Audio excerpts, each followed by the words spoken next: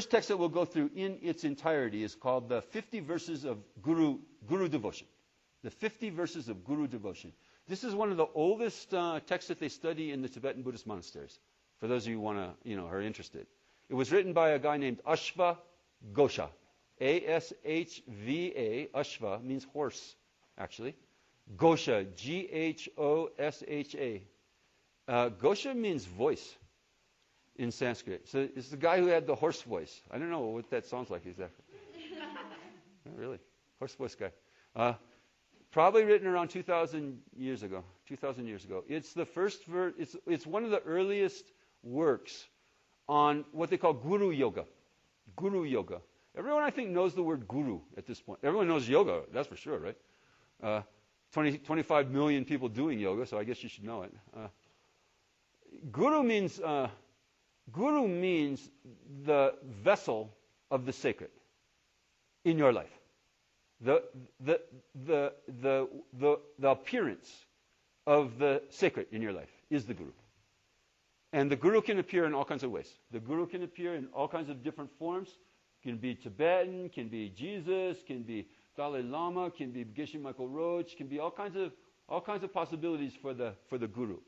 The guru can also appear as your boyfriend or girlfriend or husband or wife or child or mother or father. The guru is not limited in their appearance possibilities. So that's the guru. And we'll talk the whole weekend's about guru. And so we'll talk about the different options that the guru has of how the guru will appear to you. But those are a few. The guru can also appear as a lake view. Okay? Anything that's changing your consciousness, you see? Anything that's going, oh my God, maybe life isn't just ordinary, is the guru at work. That's the job description of the guru. That's the CV. That's the resume of a guru. Make them believe that it isn't just ordinary. That there is a sacred world right in front of their eyes if they could only see it. You see, bring them to nirvana. Bring them to moksha, liberation, nirvana, the end of suffering. Bring them to heaven by showing them it's been here all along. It's been here right in front of you all along. One day, when everyone, in the Buddhist tradition, we say everyone will get enlightened. Everyone, because we have the capability of getting enlightened. One day, all of us will be enlightened, and when that day comes for each one of us, we will know that we have always been enlightened. We will know it's always been that way.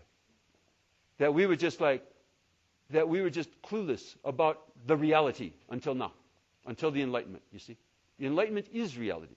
The happy world is the ultimate reality. And we're not seeing it because we're blinded. Our vision is skewed. We have decided that it can't be here, and therefore we're not seeing it. See, so we'll be looking at these verses on guru devotion to learn how to practice with another being, how to practice revering the sacred in your life, revering the sacred, and we have to learn how to practice it because we don't know how. And this, by the way, from the very start, okay. This isn't a weekend about encouraging you to make me that person. Okay? I got enough people in this room who are doing that. I don't need more. Okay? I don't need any more. It's actually a big pain in the ass mostly. And so it's not about I need more people giving me more flowers or something like that. See, it's not at all. Okay, not at all. But it is about how to find the sacred in your life, how to find the guru in your life. And I would suggest for many of you who aren't probably card-carrying Buddhist guru devotee types, to start thinking about your partner in this way. Okay, the whole weekend can be about your partner. The whole weekend can be about your boyfriend, your girlfriend, your husband, your wife, or it can be about your child, your son, your daughter. When I first started studying with my guru, one of the first things that he did was leave for 3 years and go into a retreat where he was just holed up in a retreat, completely inaccessible. So we all had these kind of exit interviews, as the guru took off for 3 years, seemingly, right? well, at one level, the guru took off for 3 years. And it's like, well, what should I do, in these 3 years? How should I relate, for example, to my daughter? My daughter was, I think, about 10 at that time. Less, actually, 8. How should I relate to my daughter? Without hesitation, just treat her as the guru. See? Just for these 3 years, treat the daughter as the guru. So, no problem. See, but you got to find somebody that is like the receptacle of the sacred for you, the vessel. You could say it's like they're like the entry point they're like the mediating entry point from a profane world into a sacred world. They're like a door that brings you into a different reality. And it is up to you to invest them with that capability. If you don't invest them with that capability, they have no capability at all. Zero. So find yours, you see. Your assignment between now and next class, your assignment is to sit down, on a bench somewhere and look out at the beautiful lake, and just say, where is the sacred in my life? Who are the suspicious characters that have already appeared in my life? See, who are they? And then I want to see some more photos up here, okay? Maybe you're probably carrying photos of the suspicious characters of your life in your wallet, in your purse. So get them up on the altar, okay? And start investing them with the power of the sacred. See, they're already there in your life. They're already there. But we, through our because of the subjective apparatus that we're wearing, just say, well, they're just ordinary, just normal people just like me. See? When you meet another person, you have two unconfirmable possibilities. Neither one is confirmable. You can imagine them as just being ordinary, or you can imagine them as being a sacred angel on your case. Put on your case, special, from HQ, come down from HQ on your case. And you can't confirm that they're not. You cannot confirm that they're not. You can't go inside their head and go, definitely not a sacred angel. You can't go inside their head and say, definitely suffering schmuck either. See? So you got that choice. You got a choice. Which one would be more interesting? Which one would be a better way to live? Which one would allow that person to start helping you? You see? The secret of Guru Yoga is that you constitute somebody as sacred, as special, as divine in your life.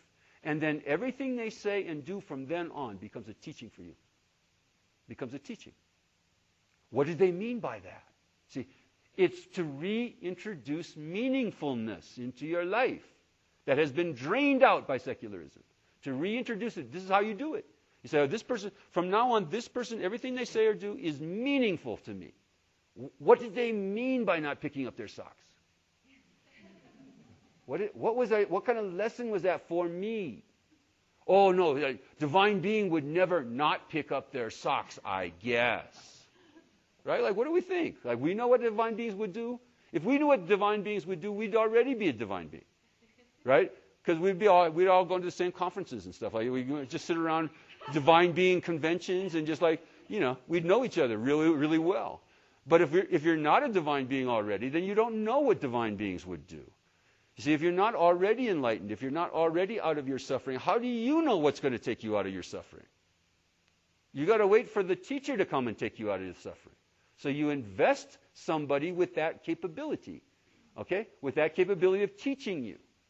And if you haven't invested that person, any person in your life, with that capability, you will never learn anything. You will remain ineducable when it comes to being happy, when it comes to being a better person, when it comes to eventually reaching the highest goals yourself. You see, but you first got to turn it over. Surrender. You got to surrender to somebody. What's that song that Dylan played? You got to serve somebody. Right? You remember that song? Might be the devil, might be the Lord, but you got to serve somebody. And the way to serve somebody is to first invest them with power.